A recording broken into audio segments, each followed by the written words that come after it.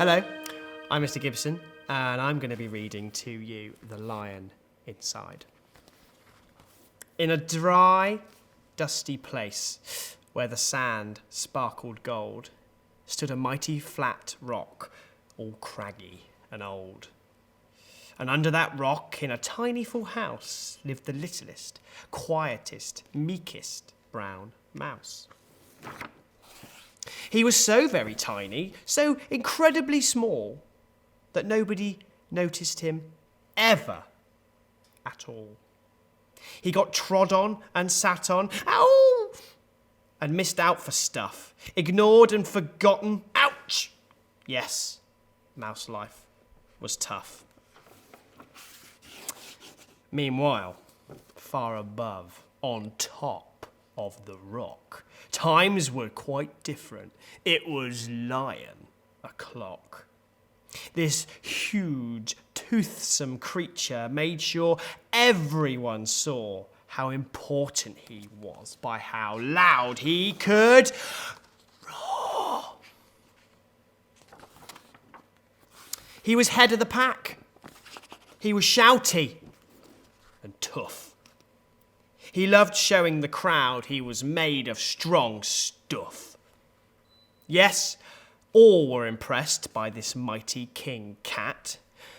If only, thought Mouse, I could be more like that. Then, late one dark night, in his Minnie Mouse bed, the cleverest thought popped into his head. He jumped from the covers and held up a paw. I've got it, he said. What I need is a roar.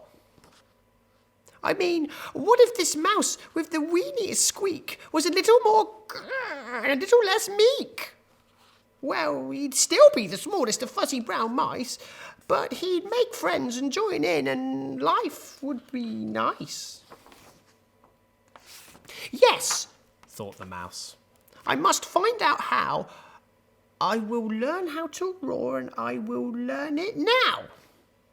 But, oh my gosh, there was only one beast who could teach him this thing, but might make him a feast.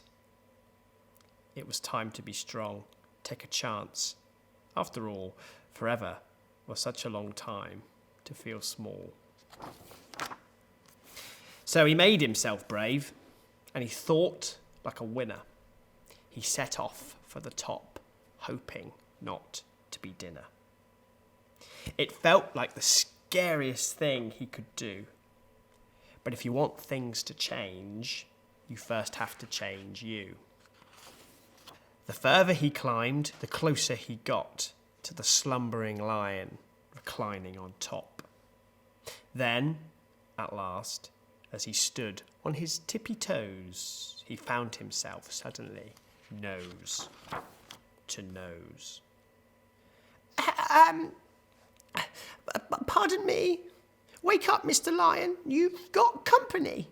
Squeak, Mr. Lion. What I've come to you for is, Squeak, do you think you could teach me your roar? A silence befell that twinkling plain. Lion opened his eyes and he puffed out his mane. Time slowed right down. Why, it felt like a week. Then he opened his mouth and let out an eek! The lion was shaking, his paws all a-fumble. He was backing away with a scrambling tumble. Don't hurt me, he whimpered. Oh, try to be nice. Well, my goodness, this lion was frightened of mice. Oh, don't worry, Mouse peeped. I'm a friend, not a foe. Let's rock this together. We'll have fun, don't you know? That was a magical moment for sure, when Mouse didn't feel at all small anymore. He had found his true voice and learned to speak out, and for that you don't need to roar or to shout. And from that day and always, the two were a pair. They both liked that rock better, now that the rock was to share. The mouse, while still little, felt big in his head, and Lion, he still roared, but with laughter instead. Yes, that day they both learned that no matter your size, we all have a mouse and a lion inside.